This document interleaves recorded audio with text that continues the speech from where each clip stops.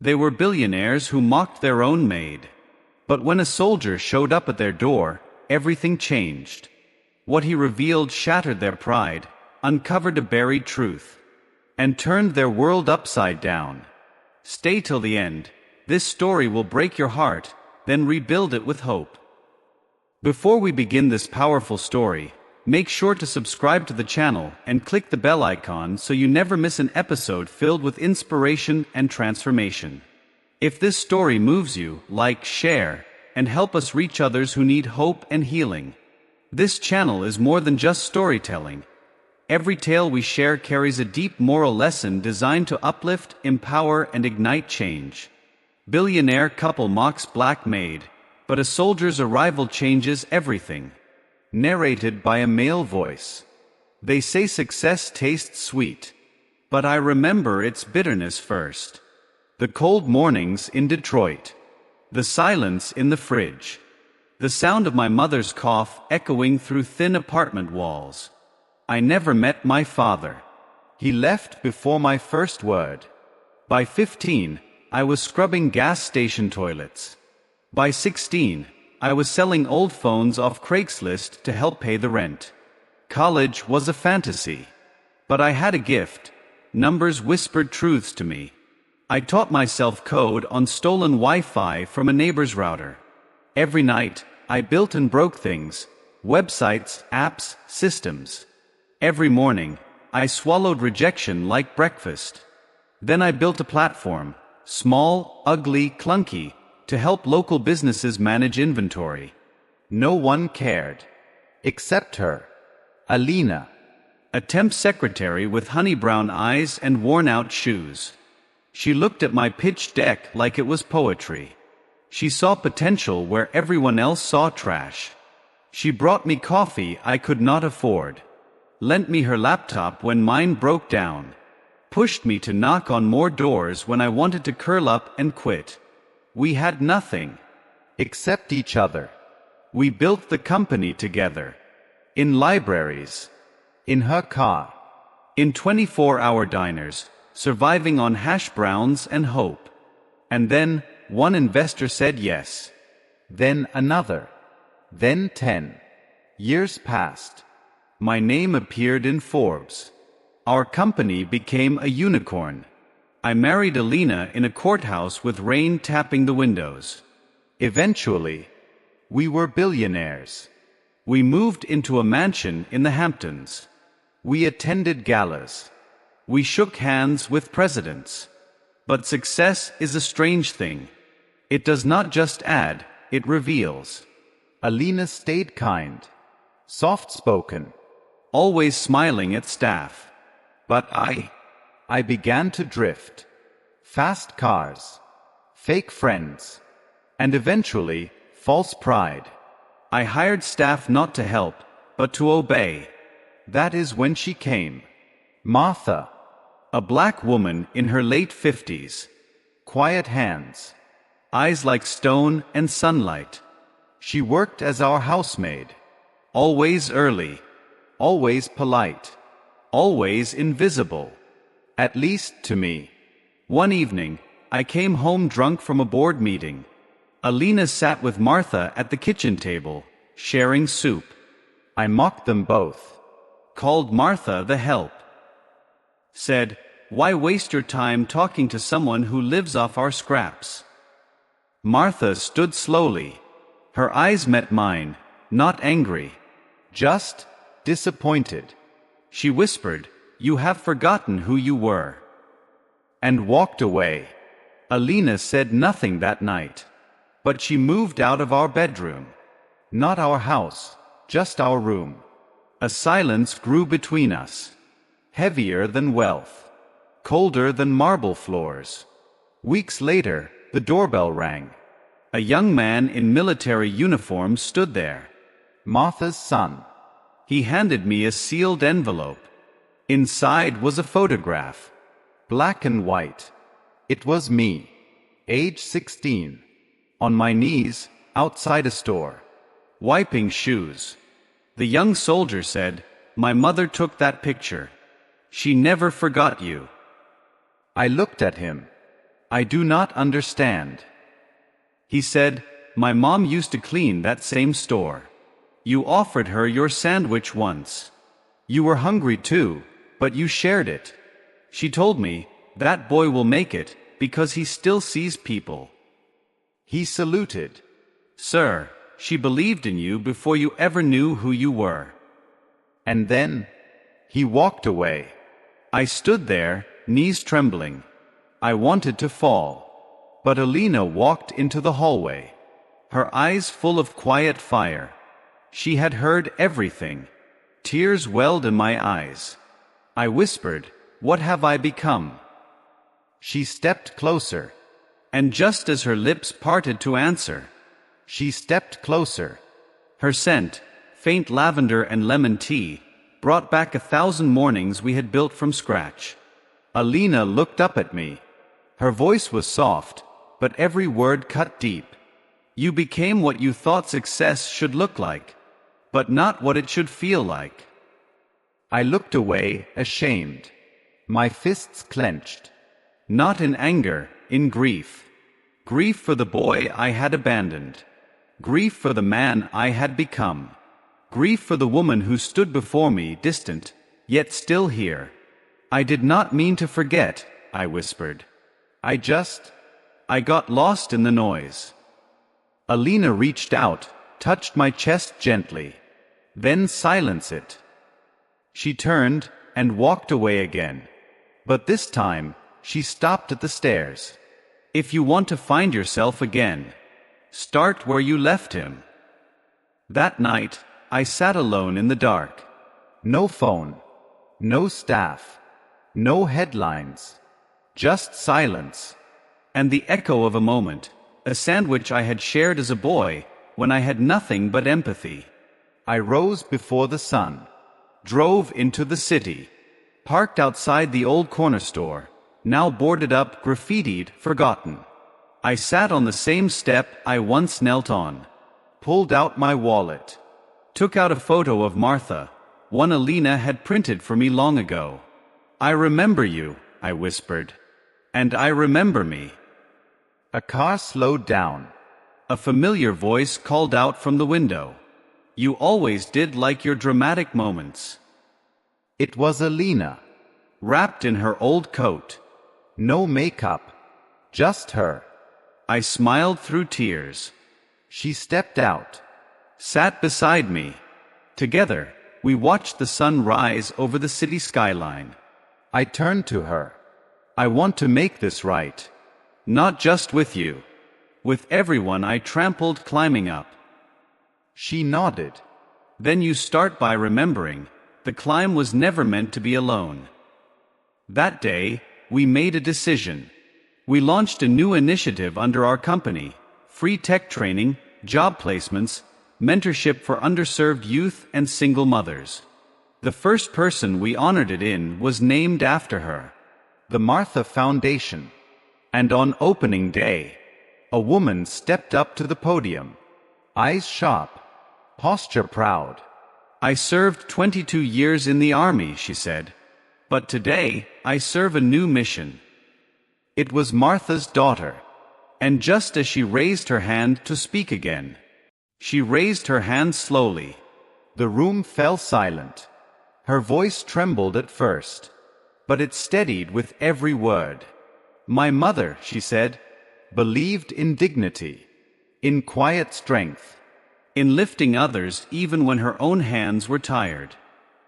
I felt my throat tighten. Beside me, Alina reached for my hand. Martha's daughter looked straight at me. She told me about the boy who shared his lunch, who cleaned floors with more pride than some men carry into boardrooms. She turned to the audience. To all of you who have ever been overlooked, dismissed, stepped over, this foundation is for you. Because your value is not defined by where you start, but by the courage to keep going. The room erupted in applause. Cameras flashed. Reporters scribbled. But none of that mattered to me anymore. What mattered was the ripple. I had thrown so many stones into the world chasing power. But now, finally, We were building bridges. Later that evening, as the crowd thinned and the hall emptied, I found myself alone in the garden behind the center. The air was cool. A wind danced through the tall grass. Alina joined me, barefoot on the soft earth. Do you think she would have been proud? I asked. Alina smiled. She already was. She never gave up on you.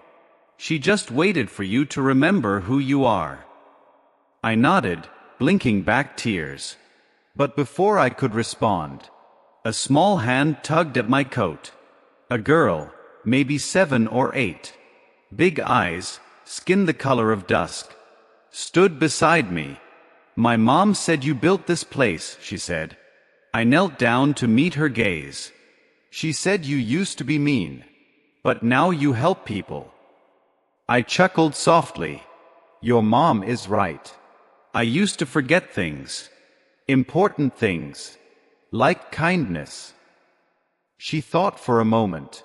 Did someone remind you? I looked up at Alina. Then toward the stars slowly blinking into the sky. Yes, I said. Someone very special did. She nodded with the wisdom only children carry. Then handed me a drawing, a crayon portrait of a house, with people of all colors holding hands in front. At the bottom, in crooked letters, "Thank you, Mr. Hart." I looked at her. Why that name? She shrugged. Because Mom said you used to be cold, but now your heart came back. I could not speak. The lump in my throat was too heavy. She ran off toward her mother, and I stood there, a billionaire in a suit, richer in that moment than I had ever been in dollars. And just as I turned to tell Alina something, a figure emerged from the back gate. Slow steps, cane in hand, a familiar face. And as our eyes met, it was her, Martha, alive, older, slower, but standing, dignified as ever. My breath caught. Alina froze beside me, her eyes filled with disbelief. I stepped forward, heart pounding like thunder beneath my ribs. Martha. She smiled, just a little. That same knowing smile she always wore. When I thought I knew everything, and knew nothing at all. I heard, she said softly. You remembered. Tears flooded my eyes. I nodded, unable to form words. I reached out, but stopped. She stepped into my embrace. Her arms wrapped around me. And for the first time in years, I wept openly. For the years lost. For the arrogance. For the coldness that once lived inside me. I am so sorry, I choked out. For the way I treated you. For the man I became. She pulled back, hands firm on my shoulders. You were not a bad man, she said. You were a broken boy with too much noise in his head. Then, she touched my chest. But you found your way. And now, you are building paths for others. That is what matters. Alina stepped beside me, tears in her eyes. Martha took her hand too. I never stopped believing in you both, she whispered. You were always meant to do this together. She looked out at the garden. At the lights from the building glowing like fireflies. At first, I did not want to come. I thought it was too late. But something told me, you were ready. I nodded. You were always my compass. Even when I ignored the map. Martha chuckled, her eyes shining. Then follow it now. Let this be your legacy, not money, not mansions, but mercy. She turned, slowly walking toward the center. Volunteers, staff, even security paused to greet her. Like royalty returning to her rightful home. I stood there, arms around Alina, watching her disappear inside. Then Alina whispered, we should tell her story. Not just to honor her, but to remind the world. Sometimes the people we overlook are the very ones who save us. I nodded. We will tell it all. Every truth. Every pain. Every victory. She leaned against me.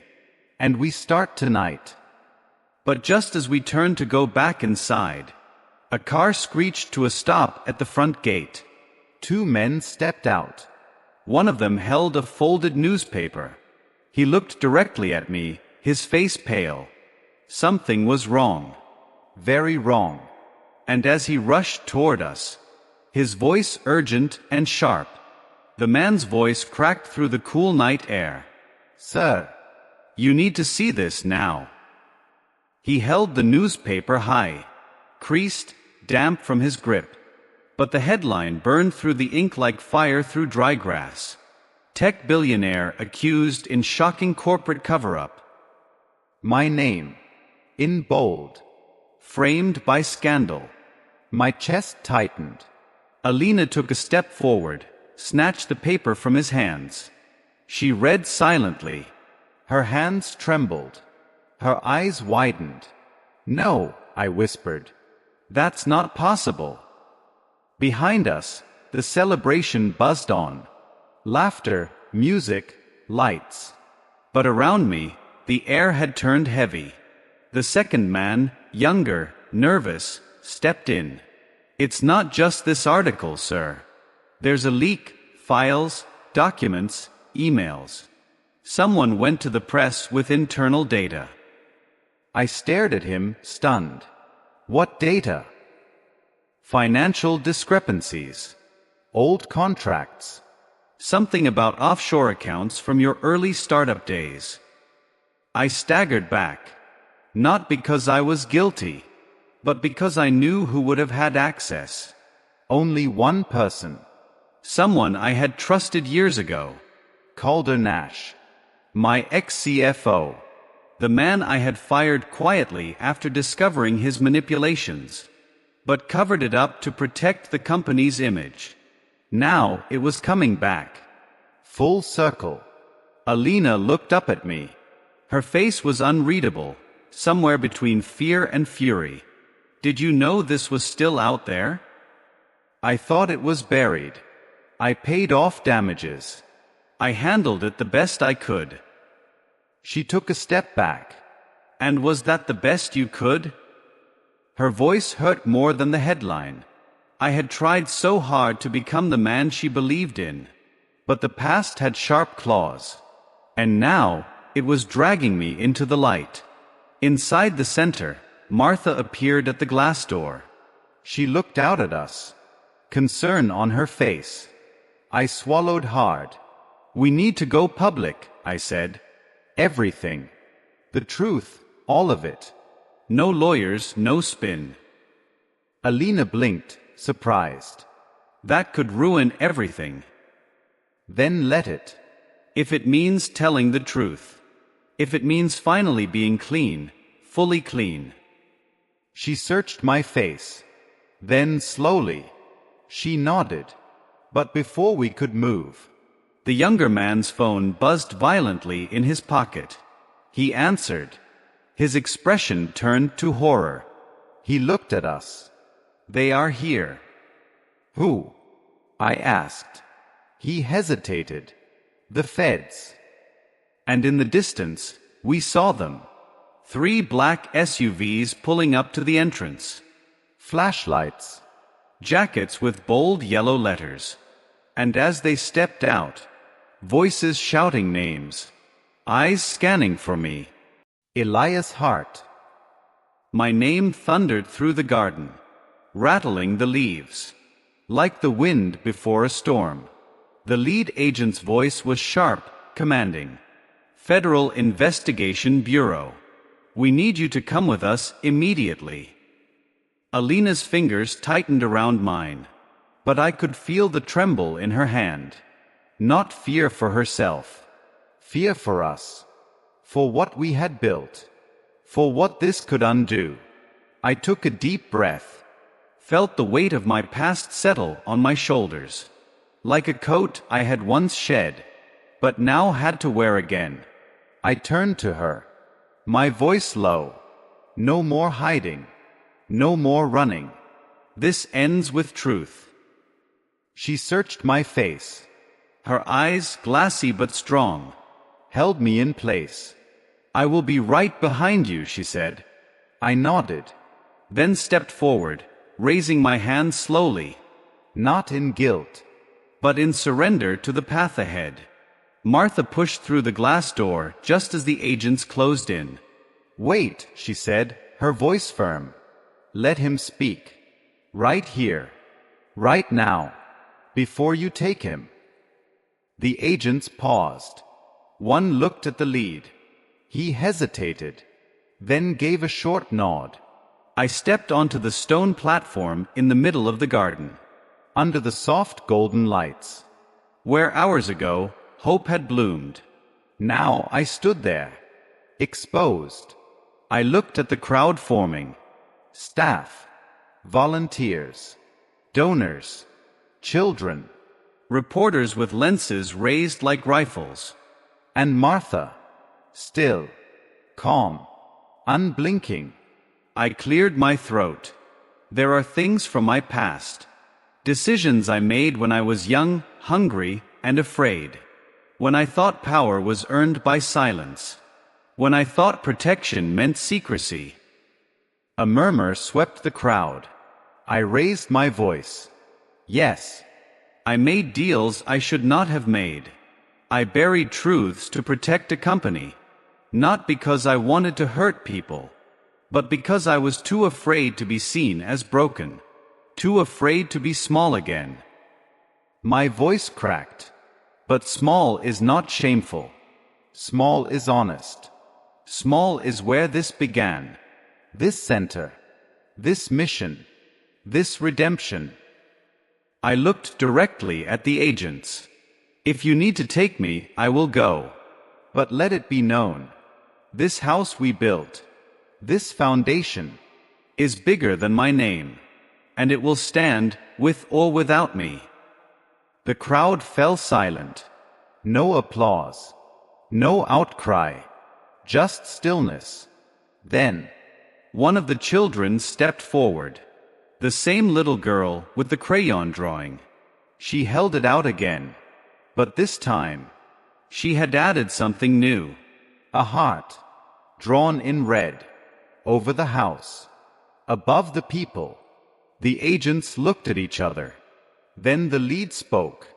You are not under arrest. But we will need you to come answer some questions. Publicly. Fully. I nodded. And as they escorted me toward the cars, I turned for one last look. Alina. She stood at the garden steps, her hand over her heart, lips trembling, eyes locked with mine. And as the door of the SUV opened, the door of the SUV clicked shut behind me. I sat in the back seat, the leather cold against my spine. But for the first time in years, my heart was warm. There was no escape now, only truth. The agents beside me were not monsters, just men doing their job. And I was finally doing mine. Not as a billionaire, not as a brand, but as a man. A flawed, once lost, now finding his way kind of man. Inside that federal building, under sterile lights and hard questions, I did not lawyer up. I did not twist facts. I told the whole truth. Everything. How I once compromised my soul to protect my empire. How I looked away when the numbers turned gray. How fear had ruled me in the disguise of ambition. The investigation ran its course.